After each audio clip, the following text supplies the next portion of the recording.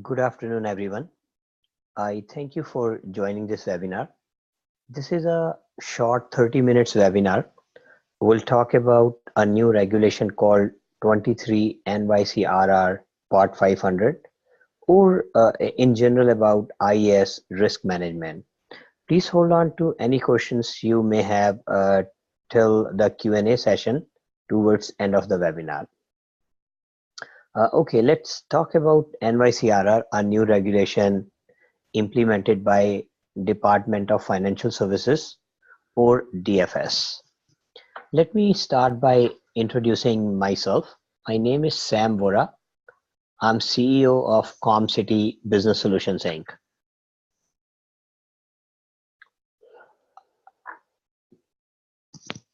I co-founded CompCiti Business Solutions in 1996 to provide IT management services to small and mid-sized businesses. Later, we broadened our portfolio by adding IT auditing and compliance services. I have been involved with IT compliance for over 15 years. I have been maintaining SOX regulated IT networks since SOX compliance was introduced back in 2002. SOX or Sarbanes-Oxley is similar to NYCRR compliance, but it applies to publicly traded companies. We get audited by one of the big four accounting firms for managing our listed clients' IT systems. So we are very familiar with what auditors and examiners look for.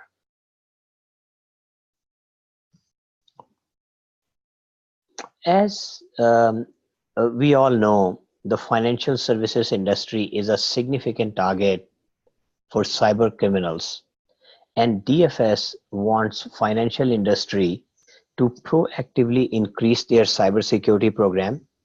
Given the seriousness of this issue and the risks involved, certain regulatory minimum standards are warranted. To enforce these standards, a new regulation called NYCRR was introduced in March last year. This regulation is designed to promote the protection of customers' information as well as information technology systems of the regulated entities. DFS has been closely monitoring the ever-growing threat posed to the financial sector. Recently, cybercriminals have sought to exploit vulnerabilities in order to access sensitive information of New York State consumers whose private information may be revealed or stolen for illicit purposes.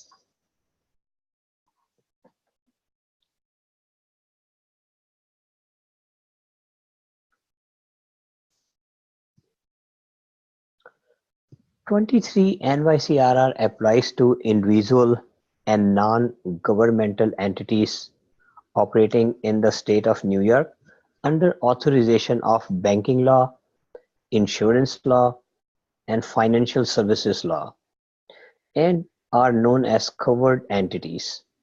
Some examples would be insurance companies, independent insurance adjusters, as well as financial services companies and banks. A covered entity, however, is exempt from certain provisions of the regulation if it has fewer than 10 employees, including any independent contractors of the entity or its affiliates located in New York or responsible for business of the entity, or if the entity has less than 5 million in gross annual revenue in each of the last 3 fiscal years. And the last exemption applies if the last condition is company has less than 10 million in year-end total assets, including assets of the affiliates calculated in accordance with the generally accepted accounting principles. Why does this matter? Um, let's start with some statistics. According to Kaspersky, 70% of the cyber attacks target small businesses. Cyber criminals in general do not target the small big businesses or the big businesses. They use some automated tools just to scan what's available. When I say available, if they can get into any network, if there are any open doors, doesn't to them it doesn't matter what size or what kind of business it is. Usually smaller businesses tend to have lesser security placed on their networks, and that's why they became the bigger target of these crimes. But usually they don't reach to the media, so we don't hear much about the small businesses like we hear about bigger breaches like Yahoo, Sony, or Equifax. And 60% of these hacked small businesses, they go out of business because they don't have resources to revive their business once they are hacked. And for bigger businesses, the loss is reputation and hefty penalties from the authorities. Compliance is one of the requirement. These are mandatory controls, not recommendations. A key thing to remember is NYDFS has stated that an organization may not submit their certificate of compliance unless they have met all the requirements for that specific phase. We will talk more about phases in the upcoming slides. Now, the bigger question is how to get compliant. So, to get compliant, all the organizations or covered entities, they need to develop a cybersecurity program. And the cybersecurity program consists of assets inventory. We need to know what we have in order to protect it. Assets inventory is a first step in preparing the cybersecurity program. Policies and procedures. Creating policies if you don't have one. Um, all the policies examples could be information security policy, data governance, classifications. They say if it's not documented, it does not exist, period. So the point I'm trying to make here is all the policies have to be formally documented. Once policies are defined, the next step is to create procedures to implement and enforce these policies. The following step is data classification. We need to know classification of data and classif uh, examples of classifications could be sensitive, critical, or in general public. We need data classification to allocate our resources or where to allocate our resources. We should be allocating our resources primarily to sensitive or critical data rather than the publicly available information. Next step is risk assessment.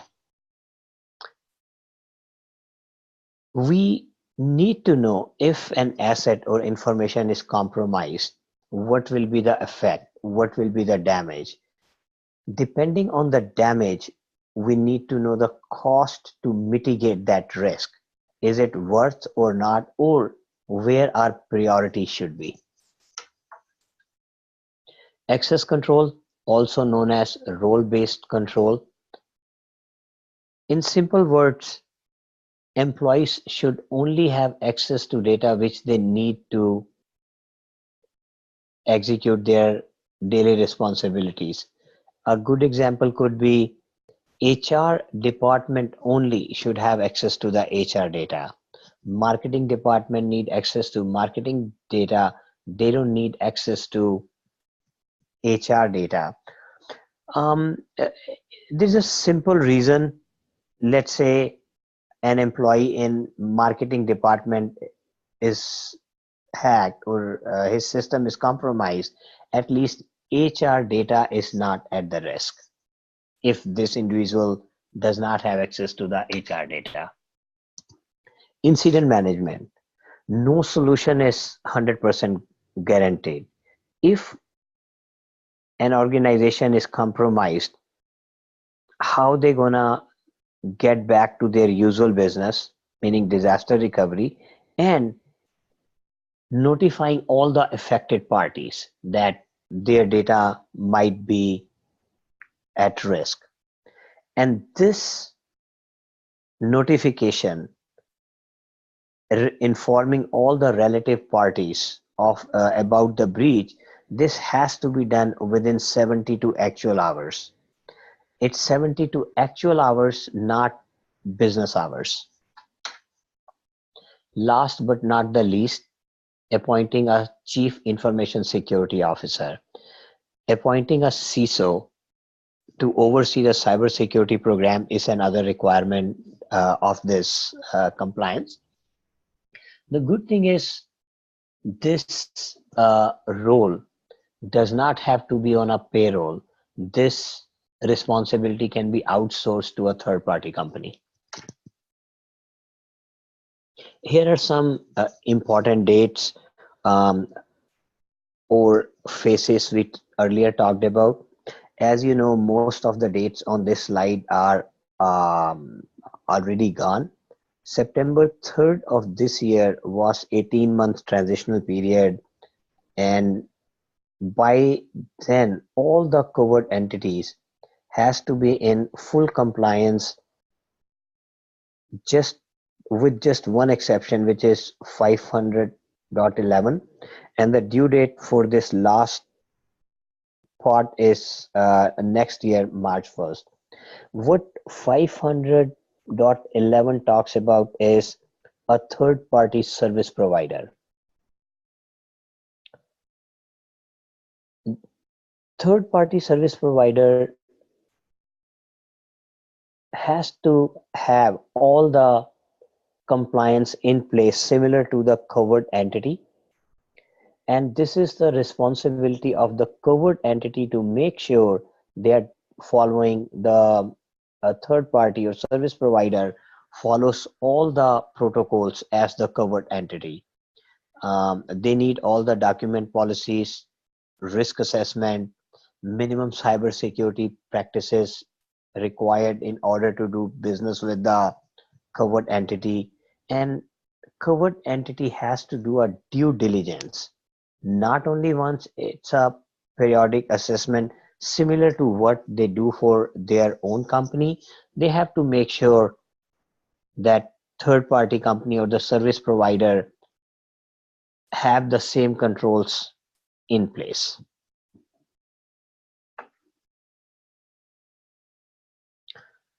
How can CompCiti help? CompCiti has the knowledge, experience, and qualification to assess your IT infrastructure, to identify all the gaps to comply with NYCRR, and create an action plan to fill those gaps. We have skill set and technology to cover all parts of compliance. In addition to provide technical details, we also provide a high-level summary report for the senior management. In addition to subject knowledge and expertise, we also need reliable tools for disaster recovery, vulnerability scanning, awareness training, SIM, which is events management, assets inventory, multi-factor authentication, IPS, IDS, and the list goes on. CompCiti has partnered with various solution providers to this end and have mastered and tested these solutions and are ready to deploy them. Let me present one of the solution we use for vulnerability scanning, which is known as Qualys. It is a very interactive portal. I'm going to test drive it for you.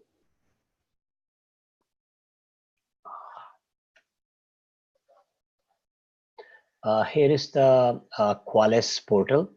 Um, it's a suite of products. It gives you assets, inventory, SIM, IPS, IDS, and vulnerability scanning. I can go deeper into this tool, but because of the time constraint, I'll just focus on the dashboard. So most of the organizations, they run the vulnerability scan on a quarterly or a biannual basis, and then after the scanning we go with the remediation plan depending on what vulnerabilities are discovered. So we can use this tool to periodically run, or to make it more simple, we can schedule a scan on quarterly or monthly or biannual, or meaning once you have this system in place, if you like, you can scan every week or even every day. Another good thing about this tool is it gives you a dashboard. Like right now, this is a test dashboard, and it shows that your cyber health score of this network is 96. 100 is the maximum or the optimal score. And then it also tells you why this score is 96, how many high, medium, or low vulnerabilities you have, and what are the categories of those vulnerabilities. So if I takes care of these vulnerabilities, the score will be 100. It's not just showing you what vulnerabilities you have. You can interactively click on those vulnerabilities and get the details of on any of them. So let's see this vulnerability. It shows you, a firewall user is a network user who must provide a username and password. So here is the all the detail of this specific vulnerability and an action plan to how to remediate this. You can click on the show recommendation, and here is what you need to do to get rid of this vulnerability. So one good use of this dashboard, or to identify your vulnerability, could be before you run your scheduled scan. You can often come here, make sure when you do run your actual scan, it is as neat as possible. Ultimately, you're securing your network. You don't have to wait for the scheduled scan and then come up with the remediation plan. If you take care of those things as they come up, it will be a lot less to do when you do the actual scan. Both ways, it will look good to the auditors, plus you are keeping your network safe. Let me get back to our presentation.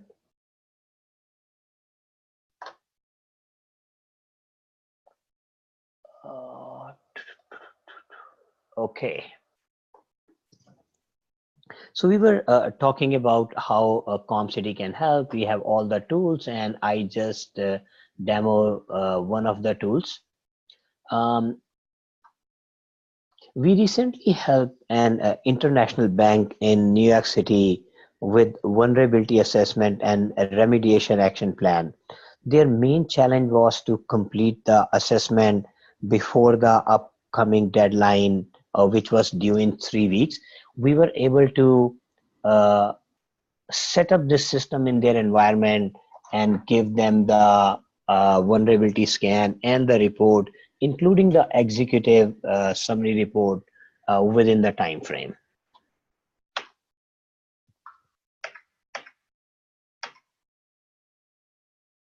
So here is the summary of what we talked about today. 23 NYCRR Part 500 is here. If you are regulated by DFS, you need to get compliant. And if you need help, CompCiti is here to help you. This process of compliance starts with assessment. We review your existing plan and scan your network to determine what's missing and create an action plan to get you in the compliant. If you are interested in assessment, please type yes in the chat window and we will contact you to schedule a no obligation discovery session. Another point I want to add is we don't necessarily need to implement the entire remediation plan immediately. What's necessary is to create a justified recommendation timeline. An example could be if you have a vulnerability which cannot be patched because the resolution interfere with your application you need for your business operations. You need to create a timeline to make necessary changes or updates to this application so it can run on secured or recommended platforms. All the participants who have opted for the assessment, they have typed yes in the chat window. We'll contact you to schedule a discovery session in the upcoming few days. In this discovery session, we'll go over the existing cybersecurity plan and challenges you face today. Or if you want us to start from scratch, we can do that for you. From the very beginning of assets inventory to documenting your policies and providing CISO services. That's all I have for today, and now I will open the Q&A session. Any questions you have, you can type them in the chat window. I will try to answer as much as I can, but respecting all of yours time, if I cannot get to any of your questions, I will get back to you individually to answer those questions. So here is the first question I see about the CISO, and the question is it okay to outsource that, as we mentioned in the webinar? And the answer is yes. You can outsource the responsibility to a third-party vendor, but accountability still stays with the senior management.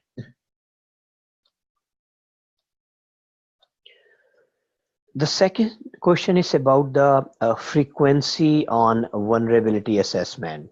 Most of the organizations do it on quarterly or biannual basis. In NYCRR, recommendation is biannual, but it depends on your organization, and that can be tailored to your specific environment. In addition to the scheduled plan, you should always run it whenever you make any significant changes to your environment.